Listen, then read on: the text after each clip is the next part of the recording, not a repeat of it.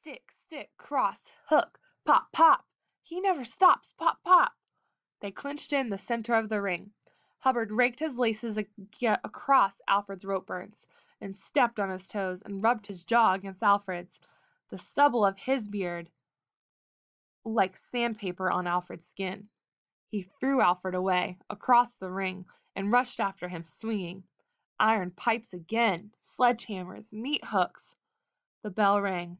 "You want to continue?" asked the referee. Donatelli's pale blue eyes were narrow. Henry's voice shrill and loud. "Gotta let him, Mr. Donatelli, gotta!" "Let him fight," said Donatelli. The bell rang. The crowd was roaring deep in its gut, ocean waves that lapped at the ring, that drowned all pain and all feeling, drowned all sound but the drumming of leather against flesh. Everything was wet and sticky. Everything was sweat and blood. There were 3 Hubbards now, all of them hazy. Jab at the middle one, Huck the middle one.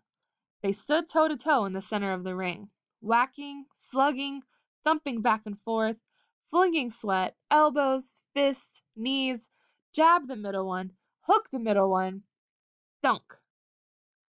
Alfred felt his mouthpiece fly out. Hook the middle one, pop pop, iron pipes, sledgehammers, meat hooks. Go ahead, throw everything you got. You're gonna have to. Gonna stand here all day and all night and take what you got and give it right back. Gonna hang in forever. Gonna climb. Man, gonna keep climbing. You can't knock me out. Nobody ever gonna knock me out. You wanna stop me? You better kill me. The bell rang, but neither of them heard it. Grunting, straining, slugging, and then everyone was in the ring pulling them apart, grabbing their gloves. By unanimous decision, Elston Hubbard! The referee held up Hubbard's right arm, and his manager held up the left. But Hubbard broke loose and ran across the ring, throwing his arms around Alfred. They hugged each other, crying because it was over, and Hubbard gasped, "You tough, baby?" All the way up the aisle, people were reaching out to touch Alfred's robe. "Great fight, kid! Beautiful! Real heart, Brooks!" The dressing room was jammed. Lou Epstein clutched his gloves.